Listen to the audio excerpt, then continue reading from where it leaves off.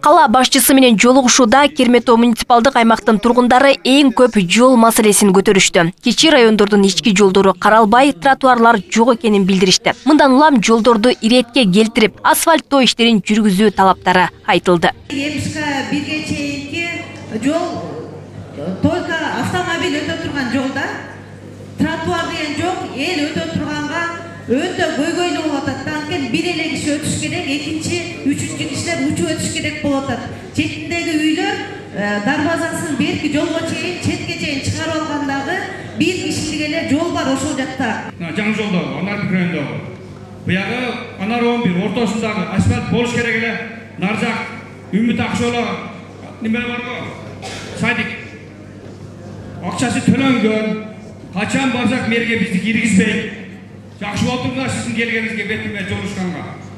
Аталган башкармалыкта эскилиги жеткен көп кабаттуу үйлөрдү оңдоп түзөө зарылдыгы да бар. Жашоочулар аларды иретке келтирүүгө шаар бийлигинен колдоо сурашты. Аны менен катар коомдук унаалардын жетишсиздиги айтылды. Шаар мэри бул маселеге чекит коюларын белгилеп, жакында 100 автобус шаарга алынып келинерин билдирди. Маршрутка маселеси. Эртең менен бир маршрут кетет, саат 7ден 10 мүнөт өткөндө. Ошол маршрутка Керметау айылынан баштап 225 квартал жана Камюс айылынын бардыгы тыгылганда батпай калгандар дагы болот. Кескиси кайтканда саат 7де кайтам, жазындасы. Анда да батпай калгандар болот, Бактыбек Жеңишбекович. Ушундай эске алып берсеңиз, маршруттан ордуна эгерде мүмкүнчүлүк болсо автобус жүргүзүп берсеңиздер, эртең менен жана кечинде гана жок дегенде. Быйыл 21 мартта Норуз күнү Кудай буйрса 100 автобус келет бизге, жаңы автобус. Кудай буйрса. Ошондо 100 автобус келет, ошондо маселе чечилип калат. Азыр айла жок биз. Ошо жана буйсиктерге маршруткалар көз карандыбыз. Өзүбүздүн транспорт жок болгондон кийин. Азыр Кудай буйрса өзүнүн автобустары келет, ошондо жеңил болот. Жашоочулардын көйгөйү муну менен эле чектелбейт. Жаратылыш газынын таңкыстыгы, суу маселелери жашоочуларды бир топ жылдардан бери түйшөлтүп келет. Аны менен катар Керметау муниципалдык аймактын башкармалыгында мектеп, бала бакча тартыштыгы да күч. Ошондой эле үй бүлөлүк дарылоо бөлүмүнүн дагы эскилиги жеткен. 60-жылдары курулган аябай эскилиги жеткен, бир кабинетте 5-6 врач кабыл алат.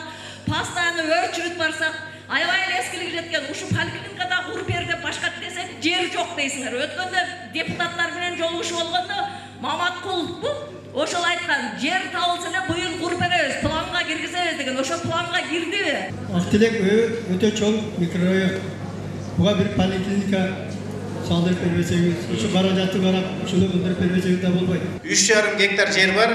Ошол жерге мына жакында Министрлер кабинетинин төрагасы Акылбек Үсенбекович өзү тапшырма берди. Ошол жерге поликлиника куруп беребиз. Быйыл башталат, Кудай буйрса. Чоң поликлиника, жакшынакай заманбап поликлиника салып беребиз. Ошол жерге. Азыр проект иштери баштады. Бирок ал жер деген Кара суунун жери Кызылкыштак айыл өкмөтүндө болчу. Азыр Кызылкыштак менен Төлөө экөө бизге өтүп атат. Ошонун себебинен мына жер пайда болуп калды, жер чечилип калды.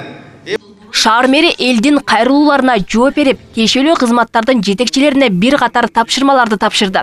Эске салсак, аталган муниципалдык аймакта былтыр мэрдин эл менен жолугушуусунда 24 протоколдук тапшырмалар берилген, анын 8и акча каражатына байланыштуу аткарылган эмес.